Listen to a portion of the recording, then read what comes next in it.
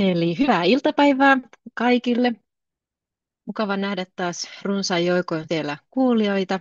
Mun nimi on Heidi Koosmanen ja mä olen Family Searchin vapaaehtoinen ja aika pitkälle toimin kouluttajanakin myös täällä näissä Family Searchin koulutuksissa ja melkein kaikkea, mikä liittyy Family Searchiin. Ja tänään tosiaan niin aiheena, otetaanpas tuosta vielä näytejako, niin saatte tuolta.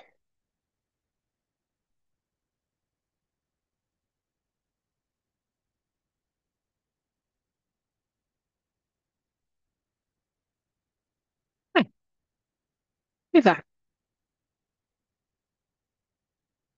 Eli tänään puhutaan Family Searchin sukupuusta.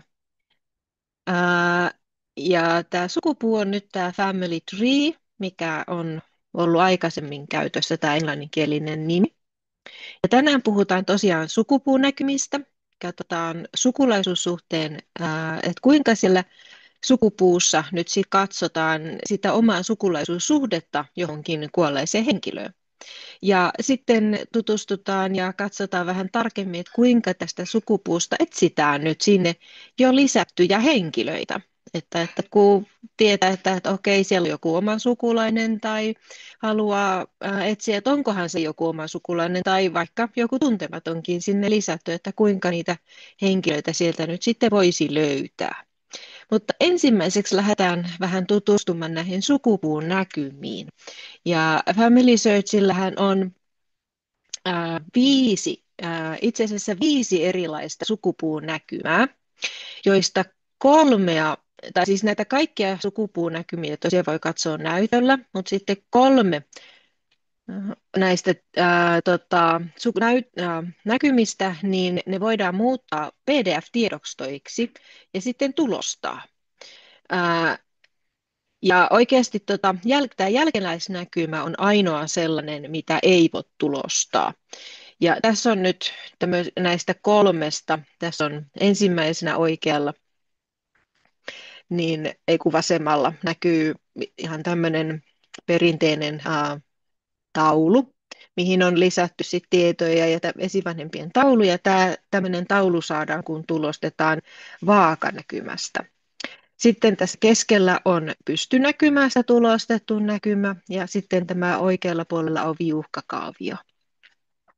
Ja nyt lähdetään vähän katsomaan tarkemmin näitä erilaisia sukupuunäkymiä, että mitä kaikkea niissä voi nähdä ja mitä hyötyjä niistä löytyy.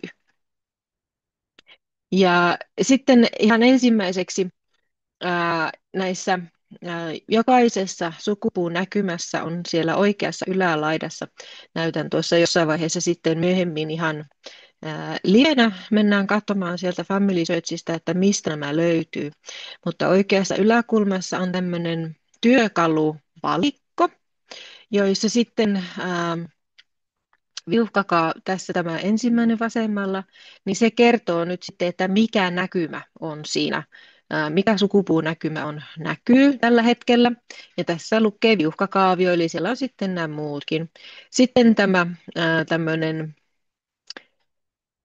mä en ole itse asiassa tiedä, että mikä tämän kuvakkeen nimi on, mutta että tässä on, missä on nämä kaksi viivaa ja allekkaista viivaa, ja sitten tuossa on tuommoiset pienet pulikat, niin tämä on tämmöinen valintakuvake, ja siitä voi sitten saada ja valita niitä tietoja, että mitä siinä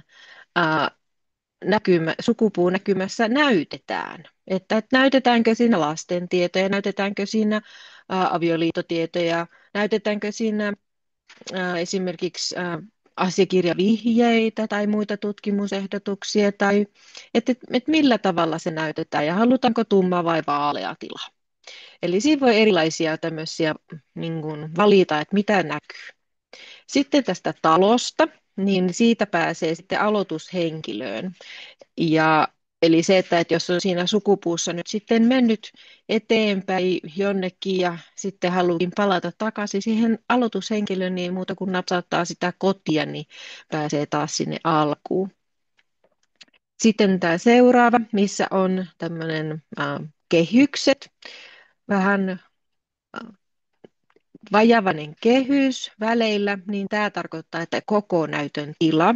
Eli jos haluaa katsoa sitä sukupuuta nyt sitten ihan koko näytön tilassa, eikä vaan sille, että nämä semmoisena niin kuin osittaisena näkymänä siellä näkyy sitten kaikki ylävalikot ja kaikki muutkin siellä ylhäällä, että haluaa niin kuin hyödyntää sen koko tietokoneen näytön verran, niin sitten siitä voi ottaa. Ja sitten siellä on se semmoinen kohdistusmerkki seuraavaksi, niin siinä voi sitten palauttaa näkymä alkutilaan. Eli jos on lähtenyt suurentamaan tai pienentämään tai tehnyt jotain muuta, niin sitten se palauttaa tähän tämmöiseen perusasetustilaan. Ja sitten siellä vielä plus ja miinus, eli sitä voi myöskin sitten loitontaa ja lähentää, eli suurentaa tai pienentää sitä sukupuuta.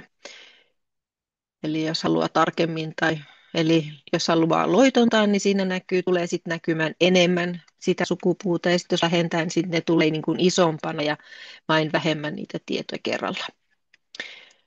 Ja tässä on nyt esimerkki vaaka sukupuun näkymästä. Eli siinä lähdetään vasemmalla.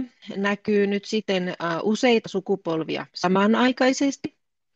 Ja sitten voi seurata yhtä sukuhaaraa ajassa eteenpäin ja taaksepäin. Eli sieltä sitten noita nuolia napsauttelemalla niin pääsee sitä aina eteenpäin. Eli, ja sitten niin kuin tässäkin nyt näkyy, täällä näkyy tämmöisiä pieniä sinisiä kuvakkeita, eli siellä sitten voi nähdä mahdollisesti asiakirjavihjeitä tai tutkimusehdotuksia. Siellä näkyy myös näitä violetteja kuvakkeita, näkyy tällä oikeassa, ja no, useammalla henkilöllä näkyy, että tutkimusehdotuksia ja muita. Ja sitten tosiaan tässä näkyy myös ää, puolisonkin esivanhemmat, ja heitä voi tarkastella, että sitten vähän napsauttaa aina sitä oikeaa linjaa auki. Ja sitten voi nähdä myös lasten puolisot. Eli kun lähdetään sitten, nyt ei nyt minulla näy näitä lapsia, ne näkyy nyt täällä ihan vasemmassa laidassa, niin siellä nyt näkyisi niitä lapsia, eli sieltä pystyisi näkemään sitten myös ne lastenpuoliset, kun siirtäisi tätä näkymää sinne. Ja sitten tosiaan voi nähdä, että onko henkilöllä yhteyksiä muihin puolisoihin tai vanhempiin, ja sitten tässä pystyy myös lisäämään henkilöitä, elämähistorioita, tapahtumia, faktoja, ja sitten voi myös kopioida sen tunnuksen. Eli kun jokaisella henkilöllä on tunniste, niin se tässä näkyy nyt vähän pienellä, mutta jokaisen henkilön nimen alla näkyy tuo 4-3 merkkiä, niin siitä koostuva tunniste. Ja tässä tosiaan mulla oli tuolla vielä toi lista, eli tosiaan, että sinä olet siinä keskellä ja sitten ne jälkeläiset näkyy siellä vasemmalla ja esivanhemmat näkyy oikealla. Ja että siellä aina kun on nuolia, niin sieltä pääsee sitten katsomaan niin kuin edespäin, että kun on pariskunta ja sitten heidän alla on nuoli, niin pystyy näkemään pariskunnan lapset. Ja sitten jos on nuolia niin kuin oikealle suuntaan, niin pystyy näkemään niitä esivanhempia. Ja sitten tässä on esimerkki pystynäkymästä. Ja pystynäkymä on tosiaan, niin kuin sanookin, niin tämä on pystysuunnassa.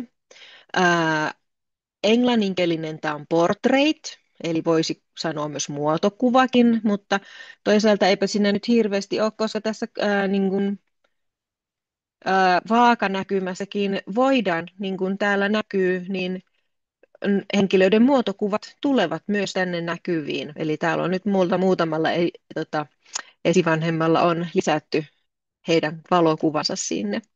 Mutta tosiaan englanninkielinen on portrait, eli en tiedä mikä siinä on, mutta jotkut voi käyttää tästä näkymästä sellaista suomennosta kuin muotokuva näkymä. Mutta pystynäkymästä puhutaan. Tässä aika lailla kaikki muut tiedot samat näkyy, mitä vaakanäkymässäkin, mutta tässä pystynäkymässä niin ei pystytä näkemään puolison esivanhempia. Eli siis se, että kun sinä olet lähtöhenkilö, jos sä lähdet katsomaan, minua ei nyt tässä näkymässä näy, mutta että jos lähtisi tuolta alaspäin menemään, niin sieltä kun menisi ihan minuun alkaen, niin minun puolison esivanhempia ei näy. Sitten minun pitäisi aloittaa ja valita minun puolisoni niin siihen omaksi aloitushenkilöksi. Mutta muuten tässä näkymässä kyllä näkyy kaikkien esivanhempien puolisot ja ää, pystyy näkemään lasten puolisot ja näin, että kyllä ne puolisot, muut kaikki näkyy siellä. Ja tässä samalla tavalla sitten voi seurata sukuhaaraa ajassa eteenpäin ja taaksepäin ja voi nähdä niitä asiakirjavihjeitä ja tutkimusehdotuksia ja voi lisätä niitä henkilöitä, elämänhistorioita, tapahtumia, faktoja. Aina kun sieltä löytyy plusmerkkiä, niin sieltä voi sitten napsauttaa ja lisätä tietoja. Ää, ja mutta tämä on semmoinen, että sitten että jos henkilöllä on useita puolisoita tai useita vanhempia, niin vain ensisijaiseksi merkityt vanhemmat ja puolisot näkyy. Eli sitten, että jos haluaa nähdä niitä muita puolisoita tai vanhempia, niin sitten pitää mennä sinne henkilön tietosivulle tai sitten valita joku toinen sukupuunäkymä. Sitten piuhkakaavionäkymä on tämä näköinen. Piuhkakaaviossa voi sitten myös valita vähän eri lailla, että mitä tietoja siinä näkymässä näytetään. Tässä näkymässä on nyt näytetään nämä asiakirjavihjeet ja tutkimusehdotukset. Eli asiakirjavihjeet näkyy noilla sinisillä ja tutkimusehdotukset näkyy violetteina. Eli nyt mä pystyn heti näkemään, että kenessä suorassa esivanhemmassa on näitä, että mitä mä voisin lähteä tutkimaan. Ja tässä tosiaan voi nähdä jopa 7 sukupolvea kerralla. Ja tämä on helppo. Mä tykkään itse tästä silloin, kun mä haluan tietää, että missä kohta mun sukututkimus on menossa.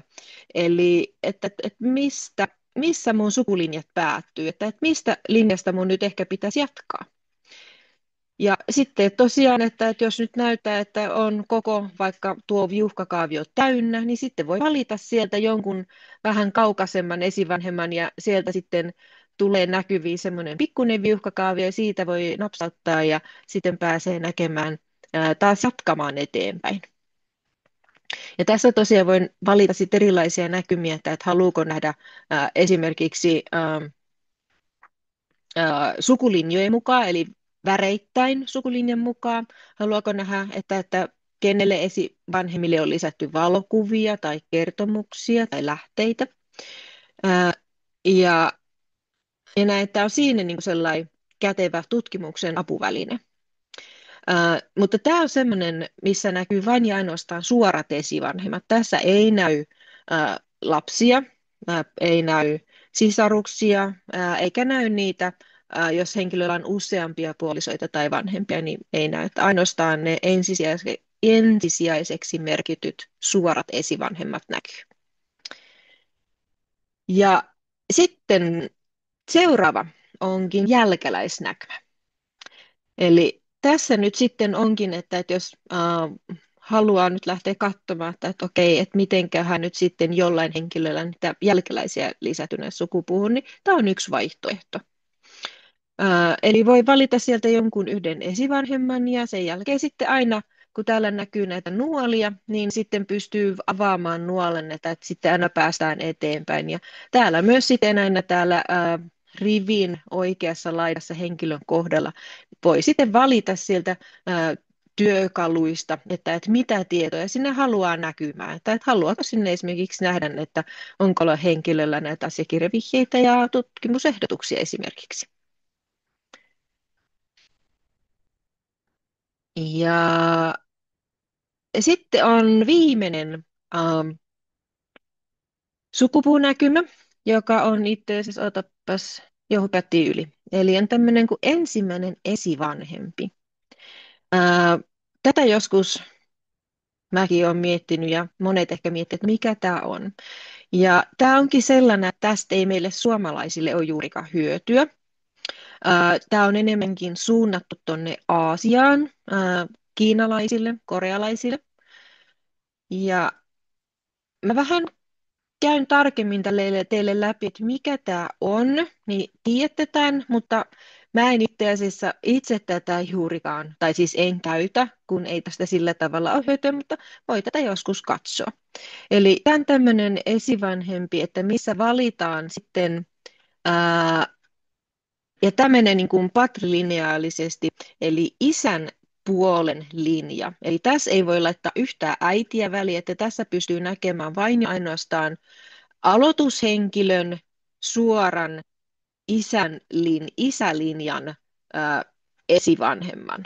Eli silloin se näyttää tämän isälinjan tässä. Eli nyt mulla näkyy, mä olen nyt merkinnyt, että nyt tämän Richard Leist, joka tämän näkyy alhaalla, eli hänen suora isälinjansa menee nyt tänne. Ja tällä hetkellä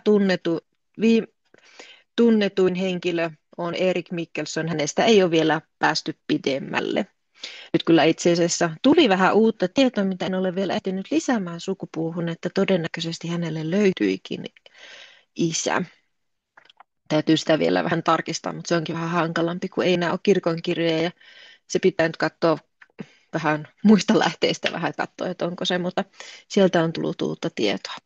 Mutta toki tosiaan tämä ensimmäinen esivanhemman näkymä, niin on tämmöinen ylhäältä alas sukutaulu, joka tosiaan näyttää klaanin tai heimon sukuluetteloita, niin kuten tämmöinen kiinalainen jiapu tai korealainen jokpo. Ja nämä ei kyllä mulle sano yhtään mitään, mutta eikä varmaan kovin monelle muullekaan suomalaiselle. Mutta tosiaan niin siellä on tuolla Kaukoidässä ollut tämmöisen eli näillä klaaneilla on ollut oma tapa dokumentoida nämä sukulinjat. Ja näissä sukuluetteloissa tosiaan tavallisesti merkittynä kaikki klaanin jäsenet, jotka polveutuu yhteisestä tai varhaisimmasta tunnetusta esivanhemmasta. Ja näissä on niin kuin tärkeä heille tietää se, että kuka se on se, että miten se isälinja menee. Ja yleensä se nimi periytyy aina sen isälinjan perusteella, niin kuin se meilläkin periytyy, mutta meillä tosiaan on sitten monesti vielä tämä patronyymit ja maatilanimet, jotka sitten vielä vaihtuu aina sukupolvelta toiselle usein eriksi. Ja maatilanimet, kun muutetaan toiselta maatilalta toiselle, niin usein se nimikin siellä vaihtuu, niin ei sitten pysy se sama, mutta näillä klaaneilla se nimi oli se hyvin tärkeä asia. Ja tosiaan nämä on siirtynyt sukupolvelta toiselle, ja ne on kirjattu yleensä näitä tämmöisiin klaanikirjoihin ja jopa opeteltu ulkoa. Ja sitten näiden tietojen päivittämisestä se vastuu ja säilyttämisestä ja muistamisesta siirtyy sitten sukupolvelta toiselle. Ja tuossa on nyt vähän kuvaa tuommoisesta klaanikirjasta, sukuluettelosta, että kuinka se on siellä mennyt sitten. Ja nämä saattaa oikeasti kattaa vuosisatojen ajalta. Suomessakin puhutaan vuosisadoista, mutta tuolla puhutaan jo sitten, mennään helposti sinne 1200-luvulle asti, jolloin niitä sukupolvia onkin sitten huomattavasti enemmän kuin meillä Suomessa täällä. Ja tämä on sitten tämmöinen tarkoitettu todellakin enemmän näille kiinalaisille ja korealaisille, kenellä on näitä tämmöisiä klaanikirjoja. Eli tässä oli nyt näitä, että tässä voitaisiin vähän katsoa nyt hieman vielä ihan livenä, että mistä nämä löytyy. Ja se on nyt heittänyt jostain. Ei kyllä siellä kieli on suomi. Siellä. No niin katsotaan nyt vielä, että mistä nämä sukupuut nyt oikein löytyy. Eli kun te olette kirjautunut tänne Family Searchiin sisälle, niin täällä ylhäällä on valikko, missä on sukupuu. Ja sieltä sitten löytyy linkki puuhun. Eli täältä sitten löytyy näitä muitakin, mutta puu on se, mihin mennään. Ja sieltä sitten pystyy katsomaan, ja mulla tähän nyt tuli ensimmäisenä vaakanäkymä, kun mä sitä viimeksi katsellut vaakanäkymänä. Ja mä voisin itse asiassa näyttää, mä otin tuosta muutaman tulostusnäkymän ihan teille mielenkiinnosta vähän, ehkä mielenkiinnosta itselle ainakin, että miltä tuo ensimmäisen esivanhemman sukupuu, jos se lähtee tulostamaan, niin miltä se näyttää. Ja tässä nyt oli muutamia erilaisia. Että nämä on että minulla tosiaan Erik Leist ja Erik Mikkelsonin välissä tässä ole kovin monta sukupolvea, niin lista on aika lyhyt. Ja sinne on tosiaan laitettuna puolisot mukaan. Että nämä on nyt ne erilaisia pohjia, mitä Family Search tarjoaa. Sitten oli vähän tämän näköistä, mutta niin kuin huomaatte, niin on kyllä hyvin tämmöistä itämaista pohjaa, että on todellakin suunnattu. Ja tässä on nyt sitten jo enemmän meillekin suunnatumpi, mutta tämä on just silleen, että tarkoitettu tila on jätetty niin, että tähän mahtuu aika monta sukupolvea. Että tässä nyt ei ole kuin se 6 sukupolvea, mutta tähän mahtuu helposti se 15, jos tarve vaatii. Ja sitten vielä tämmöinen pampunäkymä. Mutta tosiaan niin tämän näköinen on, ja vaakanäkymässä, niin kuin puhuin, niin että sieltä löytyy niitä lapsia, niin niitä lapset löytyy täältä vasemmalta puolelta, ja sieltä sitten pystyy aina nuolella sitten avaamaan lisää niitä sukulinjoja. Ja sitten taas oikealta puolelta, taas kun halutaan mennä esivanhempi puolta seurata sinne pidemmälle, niin sieltä päästään avaamaan sitten niitä sukuhaaroja. Ja sitten nuolesta, kun päästään, lähdetään katsomaan alaspäin aina perhevanhempien kohdalla, niin sieltä pääsee sitten avaamaan lasten tietoja. Ja sieltä aina kun löytyy tämmöinen lisää, täällä on lisää lapsi. Ja sitten jos lähdetään tuolta lähteä katsoa vielä pitemmälle, niin täältä löytyy nyt sitten se vaihtoehto, että kun halutaan lisätä sitten lisää niitä esivanhempia, voidaan lisätä äitiä ja isää tai voidaan lisätä puolisoa, niin täällä on aina tässäkin mahdollisuus näkymässä lisätä näitä henkilöitä tänne sukupuuhun. Ja nyt kun mainitsin siitä työkaluosiosta, kuvakeosiosta, niin se löytyy todellakin täältä oikeasta yläkulmasta. Ja tässä näkyy nyt se, että mikä sukupuu on kyseessä. Ja sitä kun napsauttaa, niin sitten pystyy näkemään nämä kaikki 5 erilaista sukupuunäkymää. Ja sitten tässä on tämä työkalu, valinnat kuvake. Ja sieltä tosiaan sitten pystyy valitsemaan sen, että minkälaisia tietoja haluaa nähdä tästä sukupuussa. Että haluaako nähdä niitä muotokuvia, haluaako nähdä asiakirjavihjeitä, ehdotuksia, ongelmia, avioliittotietoja, lapsia, vaihtoehtoisia. Ja tässä tosiaan vaakanäkymässä pystyy myös näkemään sitten nuo vaihtoehtoiset vanhemmat ja puolisot. Ja nämä valinnat vähän hieman voipi ää, tota, vaihdella sen mukaan, että missä sukupuussa olette, mutta että sieltä tosiaan pystyy näkemään. Ja nyt kun tässä olin jo siirtänyt tätä sukupuuta vähän, meni jo eteenpäin, niin sitten jos haluan palata takaisin siitä aloitukseen, niin nyt napsautan tästä talosta, niin jaha, mihinkäs se katosi? No niin, se olikin siirtänyt sen tuonne sivuun, mutta että se palautti sen tähän alkuun, kun minulla on nyt Richard Leisti on tässä minulla tämmöisenä tai aloitushenkilönä. Ja tosiaan, niin sit jos haluaisin katsoa koko näytön tilaa, niin voisin suurentaa tätä näkymää, jolloin on sitten enemmän tilaa katsoa tätä sukupuuta. Sitten se tulee tämmöiseksi pienennysnäytöksi, eli sitten voi palauttaa takaisin sitten täältä nämä Family Searchin ylävalikot. Ja sitten jos olisin jossain muualla, olisin ehkä suurentanut tai olisin vaikka pienentänyt sitä näin paljon ja sitten kaikista nopeiten sitten pääsen taas siihen aloitustilaan tätä alkutilapainiketta painamalla ja sitten pääsen siihen heti alkuun. Ja tosiaan plussat ja miinukset, niin sieltä voi suurentaa. Eli täältä tosiaan löytyy nämä sukupuun näkymät ja niitä voi sieltä lähteä sitten katsomaan ja valitsemaan. No niin, sitten palataanpa sieltä sitten seuraavaan asiaan, mitä tänään puhutaan, eli siitä sukulaisuussuhteen katsomisesta. Eli että mistä me tiedetään, että onko joku sukupuussa oleva henkilö minulle sukua ja mitä kautta. Ja nyt siellä on oikeastaan kaksi, tai siis aina se löytyy tämmöinen, eli silloin kun olette siellä henkilösivulla, niin henkilön siellä ylhäällä nimen alapuolella löytyy sieltä ylävalikosta tämmöinen, ja tämä nyt sitten onkaan tuommoinen kuvake, missä viiva menee aloituspalkista toiseen palkkiin ja siinä lukee, että näytä sukulaisuussuhde. Ja sitten jos halutaan katsoa sitä henkilön tietolomaketta, niin siellä usein se on tämmöisenä pelkkänä kuvakkeena, niin kuin se tässä alhaalta löytyy. Ja sieltä sitten pystyy katsomaan, että onko henkilö sukua. Ja nyt mulla on itse asiassa kummastakin henkilöstä, on nyt tästä Simon Simonsonista ja Erika Sofia Langista on omat kuvat. Eli kävin napsauttamassa kummastakin kuvakkeesta ja sieltä tuli tällaiset. Eli nyt tämä Simon Simonson, hän on nyt minun suora ää, esi-isäni. Ja, ja sieltä näkyy tämä linja.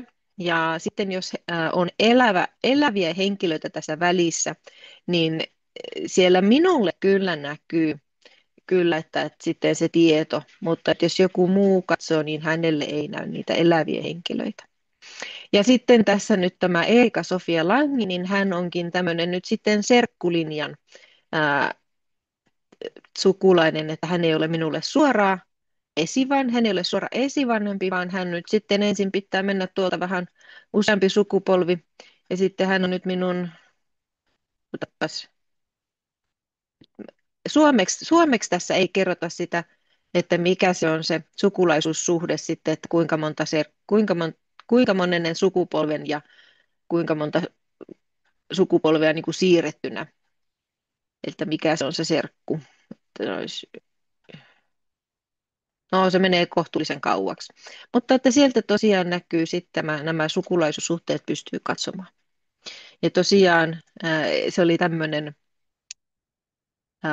pieni, mikä tämä nyt on, tämmöinen matokuvake. Näitä sukulaisuussuhde. Ja se tosiaan löytyi myös sitten, kun lähdetään katsomaan täältä henkilöstä. Ja eli ollaan me nyt sitten, jos me ollaan esimerkiksi sukupuussa ja me klikataan henkilön nimeä, niin silloin sivuun avautuu tämä henkilön tietokortti. Ja sitten tässä nyt kun on tämä tietokortti, niin täältä löytyy pelkkä kuvake. Ja siihen kun vie hiiren yläpuolelle, niin siihen tulee tämä teksti, että näytä sukulaisuussuhde. Ja sitten kun sitä napsauttaa, niin silloin se sitten avaa tämä ikkunan ja näyttää tämän sukulaisuussuhteen. Ja sitten ylhäältä vasemmalta, niin täällä on nuoli, missä lukee sulje. Eli ei mennä sinne selaimen nuoleen, vaan tästä tämän Family Searchin vähän isommasta nuolesta, niin päästään parhaiten takaisinpäin. Tai sitten jos me ollaan tämän henkilön täällä henkilösivulla, eli ollaan sitten menty henkilösivuja, sieltä sun jostain menty eteenpäin, ollaan klikattu ehkä vanhempia tai sisaruksia tai täältä vanhempien niin kuin lapsia, eli henkilön sisaruksia tai omia lapsia ollaan menty eteenpäin ja sitten päädytty jonnekin ja sitten olikin, että okei, no missä mä oon ja mitä sukua tämä henkilö on, niin ei muuta kuin menette sinne henkilön tietosivun yläosaan ja täältä näkyy nyt tämä näytä sukulaisuussuhde täällä yläpalkissa, niin täältä taas sitten pystyy napsauttamaan sitä ja pystyy näkemään sen sukulaisuussuhteen.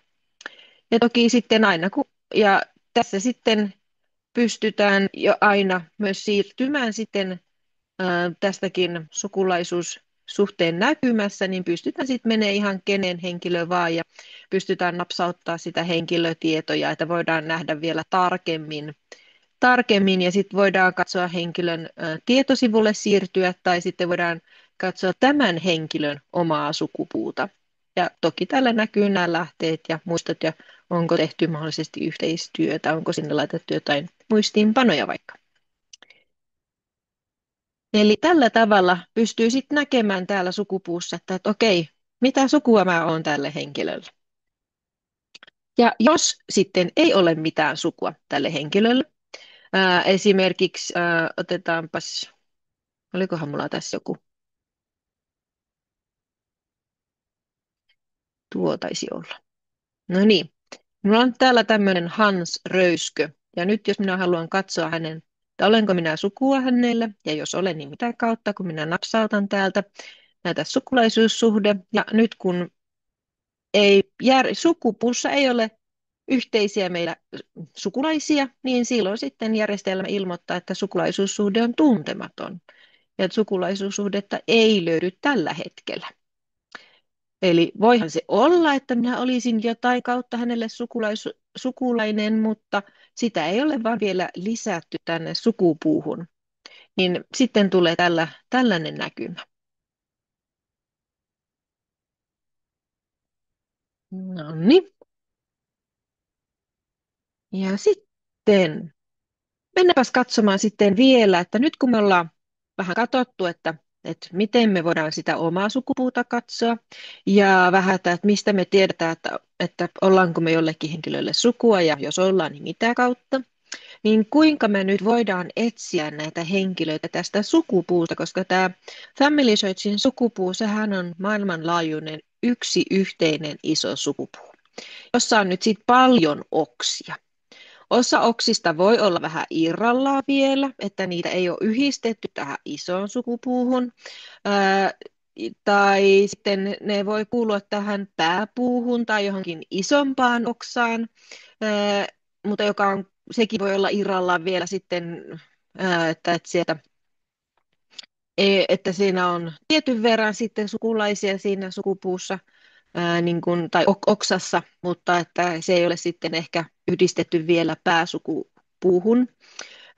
Mutta että joka tapauksessa nyt tämä sukupuu käsittää nyt kaikki tähän sukupuuhun lisätyt henkilöt. Kuuluu ne sitten johonkin isompaan kokonaisuuteen, on ne sitten yksittäisiä minioksia siellä puussa tai yksittäisiä pieniä perheoksia siellä tai ketä tahansa, mutta että tämä sisältää nyt ihan kaikki henkilöprofiilit, mitä tähän sukupuuhun on lisätty. Ja että kuinka me nyt sieltä voidaan löytää. Ja tosiaan niin siellä taas, mä näytän kohta vähän tarkemmin, katsotaan livenä, mutta että nyt kun me ollaan täällä sukupuussa, valitaan tämä sukupuuvalikko, ja sieltä kun äsken mentiin katsomaan niitä sukupuunäkymiä, niin napsautettiin tätä puuta. Mutta nyt kun me halutaan etsiä, niin sitten napsautetaan tämä tästä etsi-kohdasta. Ja nyt, eli sukupuussa voidaan etsiä niitä kuolleita henkilöitä. Voidaan hakea nimen perusteella, ja jos sille henkilölle on sinne profiiliin laitettu vaihtoehtoisia nimiä, niin silloin se hakee myös niillä vaihtoehtoisilla nimillä. Voidaan hakea sukupuolen, voidaan hakea perheenjäsenten ja tapahtumatietojen perusteella. Ja näitä tapahtumatietoja on syntymä, ristimä, vihkimä, kuolema, hautaus, asuminen. Oliko siellä muita? Ainakin nämä oli näitä tapahtumatietoja, minkä perusteella voidaan hakea. Sitten voidaan hakea tämän henkilötunnisteen perusteella. Ja sitten, jos te haluatte etsiä eläviä henkilöitä sukupuusta, niin te pystytte etsimään vain niitä henkilöitä, joita te olette lisänneet.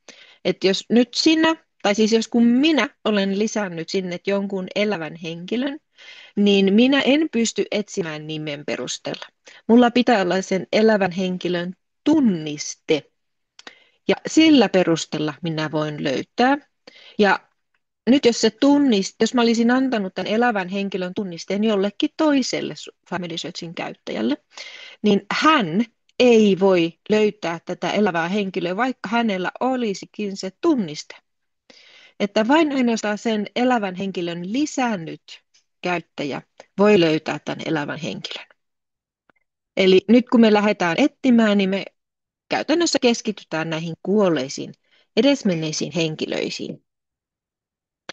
Ja lyhyesti nyt tässä vähän katsotaan pikkusen ohjeita tällä kirjallisesti ja sitten mä näytän ihan konkreettisesti, että miten se homma toimii. Eli nyt kun me etsitään nimen perusteella, niin suositus on, että laitetaan ensin vähäsen tietoja ja katsotaan sitten, mitä niiden perusteella tulee. Ja sen jälkeen sinne hakukenttiin voi aina lisätä sit niitä tietoja. Niitä tietoja voi muokata ja niitä hakutietoja voi poistaa. Ja nyt kun me lähdetään nimen perusteella etsimään, niin me voidaan käyttää korvausmerkkejä siellä ihmisten nimissä ja paikkojen nimissä. Ja siellä on tällainen joku sanoo, mikä tämä on, asteriksi, tai mä tykkään tähti, kun se on paljon helpompi. Silloin varmaan voi olla joku muukin nimi, mutta mä tykkään käyttää tähteä, kun mun mielestä se näyttää siltä ja se on paljon lyhyempi, yksinkertaisempi. Mutta että tällä, kun merkitään tämä tähti tai asteriksi, niin silloin voidaan korvata nollamerkkiä tai useita merkkejä, tai siis ihan niin monta merkkiä kuin me halutaan. Ja sitten jos me kirjoitetaan kysymysmerkki, lisätään sinne, niin silloin me voidaan korvata yksi merkki. Ja sitten tosiaan me voidaan lisätä hakukenttiä napsauttamalla lisää vaihtoehtoja. Me voidaan valita sieltä, että halutaanko me hakea tarkalla haulla.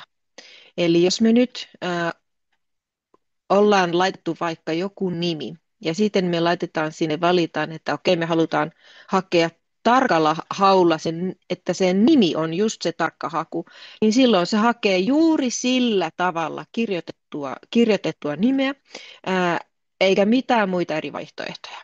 Ja sitten jos me laitetaan vaikka vuosihaarukka tai joku yksi tietty vuosi siihen, ja sitten laitetaan siihen valinta, että okei, nyt me halutaan tarkalla vuosihaulla, niin se hakee vain ja ainoastaan niillä vuosilla tai sillä vuodella, mitä te olette siihen laittanut. Eli siellä pystyy sitten myös tarkentamaan, että halutaan juuri tarkkaa. Mutta tämän kanssa pitää olla,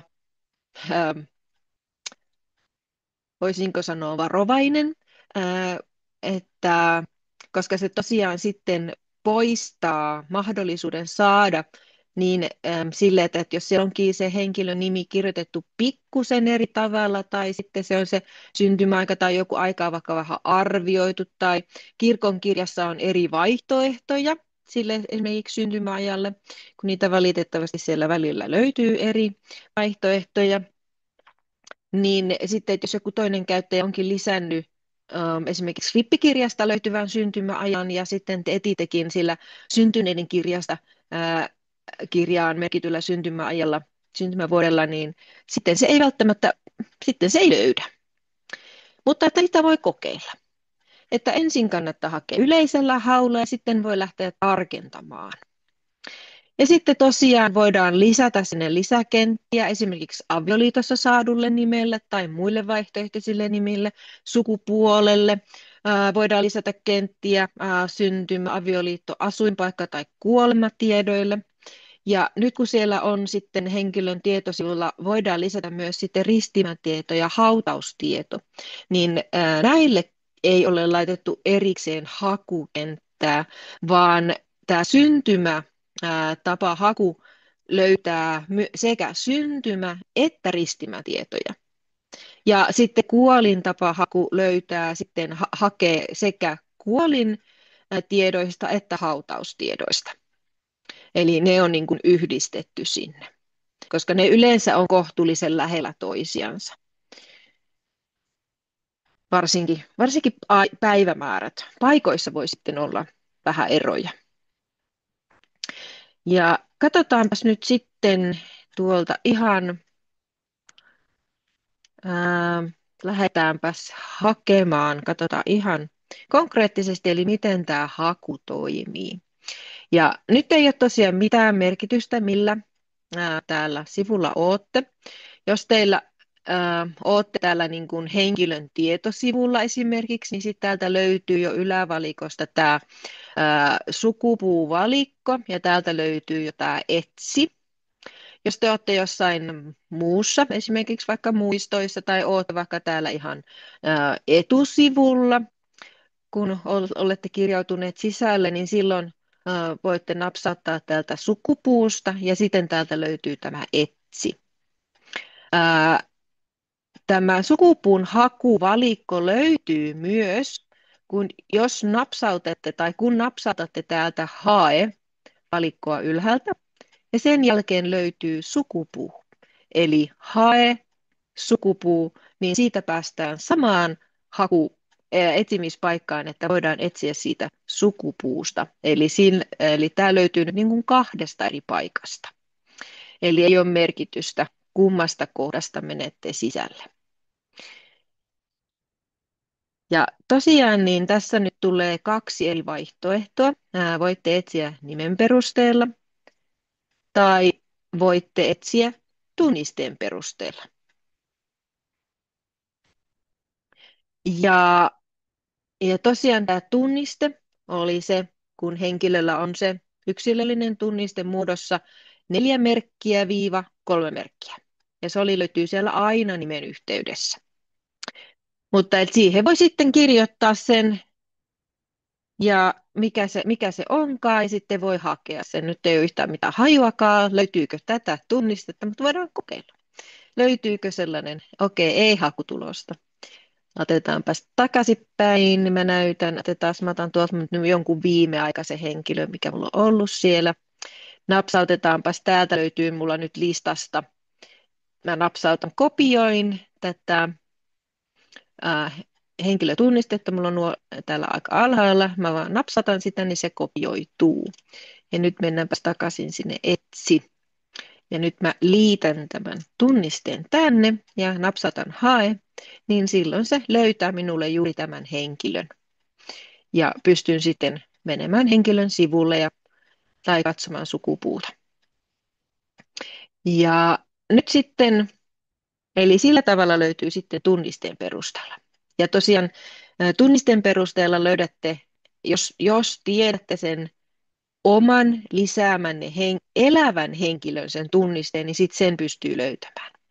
Mutta ne elävät henkilöt löytyy myös täällä ylhäällä valikossa on tämmöinen kuin henkilöluettelo.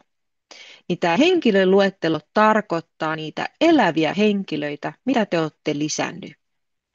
Ja eli sieltä pystytte, että niitä ei välttämättä tarvitse lähteä edes hakemaankaan, etsimään sieltä sukupuusta, kun ne löytyy teidän listattuna siitä. Eli ketä te olette sinne lisännyt. Ja nyt kun tämä on minulla tämmöinen minun esitystili tai koulutustili, niin minulla ei ole täällä sitten elävissä henkilöissä muuta kuin oma nimi, että muut on sitten vaan tämmöisinä esimerkkeinä. Mutta tosiaan henkilöluettelo on se, mistä te löydätte, jolloin ei tarvitse niitä muistaa, että mihin ehkä sukuhaaraan olitte lisänneet niitä eläviä henkilöitä, kun on helppo sitten löytää tästä listasta. Mutta palataanpa sinne etsimiseen ja lähdetään etsimään jotain kuollutta henkilöä. Ja nyt tässä aina on aluksi, annetaan 4 laatikkoa, eli sinne voi laittaa etunimiä, voi laittaa sukunimiä, voi etsiä paikalla. Ja nyt kun tähän paikkakohtaan kirjoitatte jonkun paikan, niin se hakee kaikista erilaisista tapahtumista. Eli se hakee nyt sitten syntymätiedoista, se hakee avioliitto, asuinpaikka, kuolema. Eli mikä tahansa paikka on henkilölle lisätty, niin se hakee sieltä. Sitten vuosiluku, niin sieltä sitten samalla tavalla, kun etsitte vuoden perusteella, niin jos tähän kohtaan kirjoitatte vuosiluvun, niin se etsii ihan minkä tahansa vuoden, mikä tälle henkilölle on lisätty. Eli on se taas tosiaan sit syntymävuosi, kuolivuosi, avioliittovuosi, joku asuinpaikkavuosi, niin se hakee ihan kaikilla. Joten minä suosittelen ja yleensä itse aina käytän, että heti napsautan auki jo tästä lisää vaihtoehtoja kohdan, jolloin saan sitten täältä valittua, että täällä on lisää elämäntapahtumat. Jos mä haluan nyt etsiä jotain henkilöä, joka on syntynyt nyt jonain tiettynä vuotena, minä valitsen suoraan täältä syntymäkohdan, jolloin voin lisätä syntymäpaikan. Ää, Ja sitten voin lisätä syntymävuoden, voin lisätä joko tarkan vuoden tai sitten voin lisätä aikavälin, että jos en olekaan ihan varma, että mikä vuosi sinne on.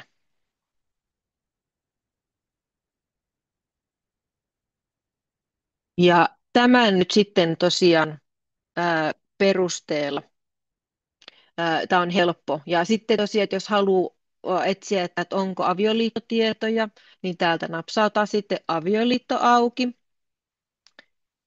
Ää, tai tai sitten asuinpaikka tai kuolema, niin voi sieltä ne valita.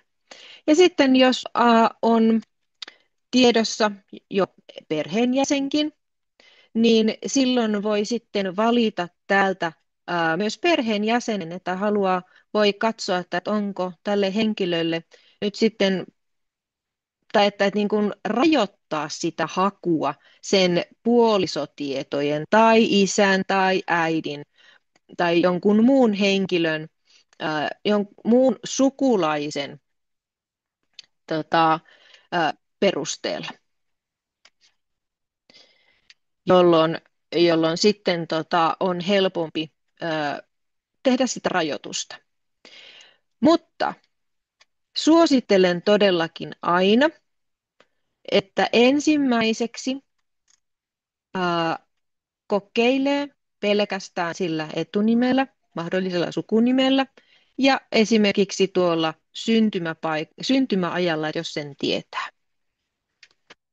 Ja sitten täällä alhaalla, täällä näkyy tämä näytä tarkka hakukohta, jolloin sitten voidaan ottaa tämä käyttöön. Eli nyt jos minä tästä napsautan, niin tänne tulee nyt tämmöisiä laatikoita. Eli jos minä tänne kirjoitan nyt vaikka Heikki, ja isoilla ja pienillä kirjaimilla ei ole merkitystä, vaikka olisi tarkka haku kyseessä. Jos minä nyt haluaisin hakea Heikki-nimistä henkilöä, minä laitan tähän ruutuun rastin, napsautan sitä, jolloin etunimi on täsmättävä tarkalleen. Ja no heitetäänpä sinne nyt vaikka se Kuosmanen sukunimeksi. Ja voisin minä kokeilla ihan jo tälläkin, että mitä tuloksia sieltä tulee. Ja nyt minä napsautan täältä alhaalta hae, jolloin nyt kun katsotte näitä hakutuloksia tässä vasemmassa laidassa, niin sieltä kaikilla henkilöllä on nimenä Heikki. Mutta koska sukunimeen en laittanut sitä tänne ja tätä, että se on täsmättävä, niin voitte huomata, että täältä löytyy nimeä Kuosmanen, löytyy nime Kuosmonen, löytyy Kuismanen. Eli nyt se sitten tarjoaa myös tämmöisiä hieman eri tavalla kirjoitettuja nimiä. Ää, mutta täällä tuli vain tasan 8 hakutulosta. Ja jos nyt minä haluaisin vielä laittaa sukunimeenkin tämän, että täsmättävä tarkalleen ja sitten napsautan uudestaan alhaalta tässä hakupalkissa oikealta hae, jolloin saadaan vain 5 hakutulosta. Eli voitte huomata, että sukupuussa on tasan 5 henkilöä, joiden nimi on Heikki Kuosmanen. Ja nyt jos otan täältä molemmat täpät pois täältä valikosta, eli kumpakaan ei täsmää tarkalleen, ja sitten taas napsautan hae. Eli tässä pystyy aina muokkaamaan näitä tietoja, jolloin tuloksia voitte nähdä täältä ylhäältä oikealta, että hakutuloksia onkin jo sitten 6298. Eli niitä tuloksia on huomattavasti enemmän. Eli täältä nyt sitten löytyy Heikki Anteroa, Alle Heikkiä, Juho Heikkiä, Aaro Heikkiä. Eli silloin se antaa myös muut vaihtoehdot, että jos löytyy löytyy Henrik, Karl Henrik. Eli sitten ne on jo vähän siihen suuntaan. Ja sitten tosiaan voi olla henkilöllä niitä muita etunimiä. Mutta tosiaan, että silloin kun se täpän laittaa siihen, että se on täsmättävä tarkalleen, niin silloin se tulee juuri se tulos, mitä te etsitte. Eli suosittelen, että ensin kokeilette, mitä tulosta saatte ilman tarkkaa hakua. Ja sitten kun saatte niitä tuloksia, tulee aina vähän enemmän aluksi. Ja sitten tosiaan sinne voi laittaa vaikka syntymätietoa, voi laittaa nyt sitten vaikka syntymävuosi, olla tämä vaikka 1850 ja otetaan vaikka päätyy 1860. Ja nyt mä taas päivitän tämän, jolloin sitten saadaan, nyt se ei annakaan, vaikka siellä on syntymävuotta, niin huomaatte, että syntymä 1719, 1948, että ei ne sieltä oikeasti muuttunut. Mutta jos me laitetaan nyt sitten se täppä taas sinne, että valitaan, että se on täsmättävä tarkalleen tämä hakutulos. Ja taas napsautetaan hae, jolloin meillä ei enää olekaan yli 6000, vaan me saadaankin tuloksia 373. Ja nyt kun katsotaan näiden henkilöiden syntymäaikoja, ja huomaatte, että tällä on esimerkiksi tapahtumassa on ristiminen tai nimenanto. Ja niin kuin tuossa mainitsin, niin tässä syntymäkentässä löytyy tai saadaan tulokset myös näistä ristimis- ja nimenantokentistä. Ja sitten jos meillä olisi kuolemakenttä, niin se antaisi myös niitä hautaustietoja. Eli tällä tavalla nyt saadaan, ja täältä nyt esimerkiksi nyt kun meillä ei ole etunimen kohdalla, ei ole sitä täppää siellä, eli että se olisi täsmättävä tarkalleen, niin näette näissä etunimivaihtoehdoissa, siellä on Karl Henrik, löytyy Maria Henrika, Henrika Sofia, eli sieltä löytyy nyt sitten erilaisia vaihtoehtoisia kirjoitusmuotoja.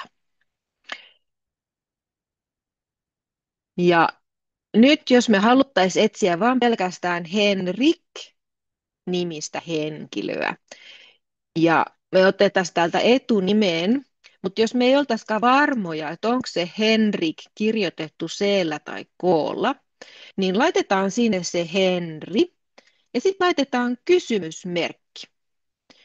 Jos me ollaan siitä, että me halutaan joko C tai K sinne. Mutta jos siellä voisikin olla sitten vaikka CH, tai CK siellä perässä, niin silloin se onkin jo 2 merkkiä, jolloin sinne laitetaankin loppuun tähti. Ja nyt mä näytän, kun me laitetaan pelkkä kysymysmerkki sinne, ja nyt otetaan toi hae uudestaan taas, päivitetään haku, niin nyt näette, että siellä näkyy nyt, että se on aina se Henrik C-llä tai Henrik K-lla, jolloin ja siellä ei ole enää sitä Henrikaa, koska siinä on jo 2 merkkiä, eli Henrika, eli CA, jolloin tämä nimivaihtoehto sieltä on jo tippunut pois. Nyt jos me muutettaisiin kysymysmerkin tilalle tämä tähti, ja taas päivitetään haku, jolloin nyt sieltä sitten tulee, nyt sieltä saadaan taas se Henrikka ja Henrikka sekä CA ja KA. Sitten olikohan täällä todennäköisesti, nyt meillä on sen verran tuoreet vuosiluvut, otetaanpas syntymävuotta, muutetaan sinne vaikka 1700 taas otetaan vaikka 1750, katsotaan mitä sieltä tulee. Ja taas päivitetään hae. Okei, katsotaan onko siellä, nyt se on, täältä löytyy nyt sitten tämä, että Henrik, siellä on nimi loppuu CK-hon. Mutta se antaa myös tällaisen vaihtoehdon kuin Henriksdotter, eli nimen alku on, siellä on se Henri, mutta sitten siellä on CH Dotter, eli siellä onkin 1, 2, 3, 4, 5, 6, 7, 8 merkkiä tuon iin jälkeen. Eli nyt tämä tähti tosiaan täällä ylhäällä, kun laitetaan sinne hakutietoon, niin se hakee nyt sitten niin monta merkkiä kuin on tuon iin perästä löytyy. Eli sieltä löytyy nyt sitten kaikki mahdolliset eri kirjoitusmuodot. Ja tätä esimerkiksi että näitä tähteä ja kysymysmerkkiä voidaan käyttää myös sanan keskellä. Eli jos nyt ehkä olette joskus havainneet, että Henrik-sana voidaan kirjoittaa iillä, Hinrik. Ja nyt kun me ei ollakaan varmoja, että okei, olisikohan se henkilön nimi kirjoitettu sukupuussa iillä. Laitetaanpa sinne kysymysmerkki. Ja, ja nyt voidaan laittaa se vaikka Henrik ja kokeillaan nyt sillä, että siellä on se Hinrik. Tai laitetaanpa sinne vielä tähtiperä. Eli näitä voidaan tällä tavalla yhdistellä. Ja katsotaan, minkälaista tulosta me tähän sanan, kun me haetaan. Ja mulla on edelleen sukunimi on Kuosmanen ja syntymävuosi on aikaväliltä 1700-1750 ja että tämä pitää täsmätä. Ja nyt taas päivitän haun. Jolloin, sieltä tuli Henrik, sieltä löytyy Henrik löytyy, Henrikus. Katsotaan, se ei tuossa nyt ainakaan ollut yhtään Hinrikkiä. Siellä nyt löytyy sitten vähän kaikkea muita kuosmasia, siitä alkaa löytymään, kun en laittanut, katsotaan, mä laitan täsmättävät tarkalleen. Sitä taas voidaan vähän ottaa vähemmäksi ja taas päivitetään haku napsauttamalla hae. Ja nyt sieltä löytyi Henrikkiä. Tulikohan sieltä yhtään Hinrikkiä vastaan? Ei tullut.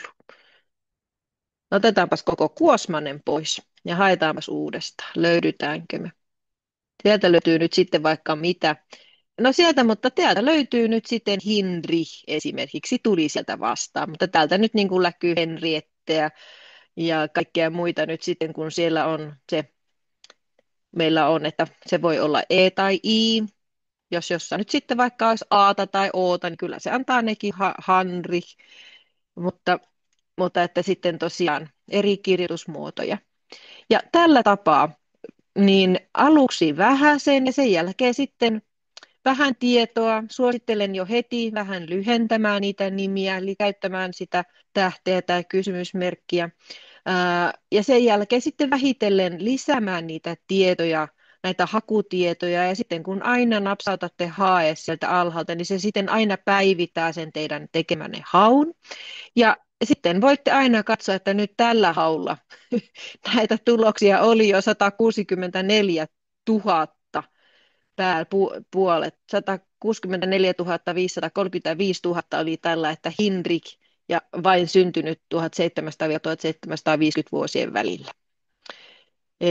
Eli tästä kun sitten lähetät kotiin sen Kuosmasen pois, niin Kuosmasella sitten kun oli se sukunimi siellä, niin sitten niitä tuloksia oli eikin enää vain se 14. Eli tällä tapaa aluksi vähän tietoa ja sitten lisätä ja sitten voi muuttaa niitä tietoja ja kokeilla, että löytyykö.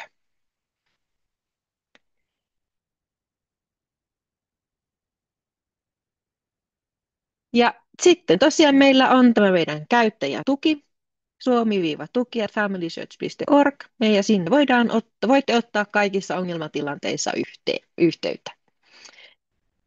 Ja nyt, jos teillä on jotain kysymyksiä, mä huomasinkin, siellä oli 2 kysymystä, että mikä on sukuryhmä. Siitä puhutaan myöhemmällä kerralla. Sitten toinen kysymys oli, että tuo ensimmäinen esivanhempi tai kommentti oli, että tuo ensimmäinen esivanhempi on tärkeä tieto isälinjaisen y-DNA-testin kannalta, josta sama Y-haploryhmä leviää alas. Vastaava tieto tarvitaan myös suoran äitilinjan viimeisestä tällä hetkellä tunnetusta edustajasta. Kyllä, se on, mutta tällä hetkellä Family Searchin ensimmäistä esivanhempaa voidaan käyttää vain isälinjassa, mutta että todellakin tätä voidaan siinä hyödyntää. Se on erittäin hyvä kommentti.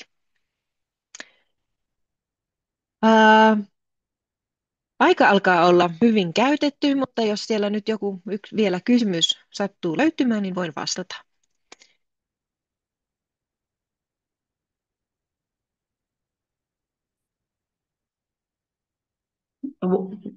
Mä voisin kommentoida. Joo, tuota, niin, noista kiinalaisista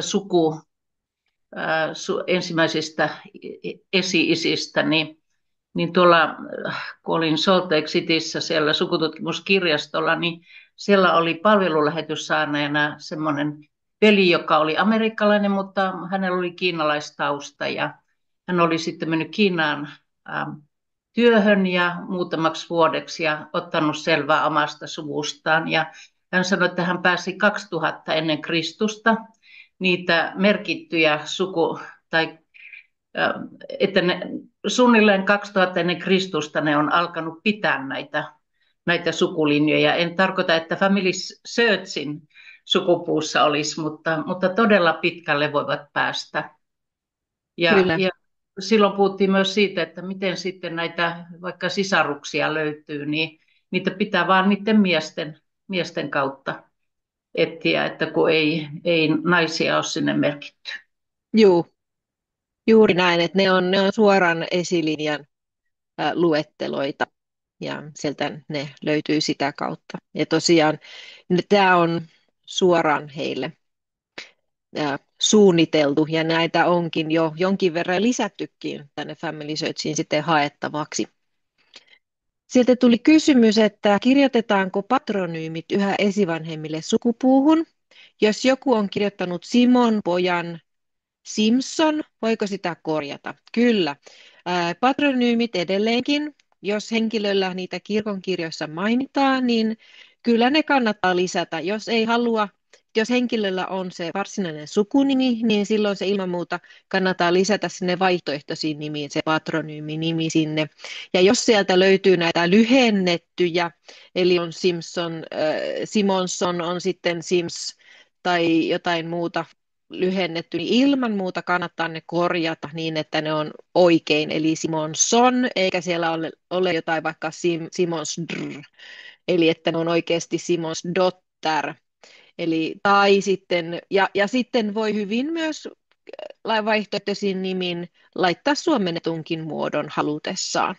Mutta näistä asioista ja tietojen lisäämisestä, niin niistä puhutaankin sitten ensi kerralla ensi kuukauden koulutuksessa, joka onkin sitten, pieni hetki, minä tarkistan sen vielä tuon päivämäärän, eli 13.11. eli kuukauden päästä, niin seuraava kerralla puhutaankin sitten henkilösivusta, eli tuossa mistä jo vähän katsottiinkin, eli mitä kaikkea siihen kuuluu, eli aikajana, karttaa, miten niitä henkilötietoja voidaan tulostaa, miten niitä tietoja lisätään sinne vakiomuotoisista päivämääristä ja paikasta, miten niitä tietoja sitten korjataan ja muokataan. Eli tämmöisestä puhutaan sitten ensi kerralla. Ja tervetuloa sitten ensi kerralla kuukauden päästä taas kuuntelemaan. Hyvä, kiitoksia. Paljon kiitoksia osallistumisesta tälle kerralle ja oikein mukavaa illanjatkoa kaikille. Kiitos Heidi.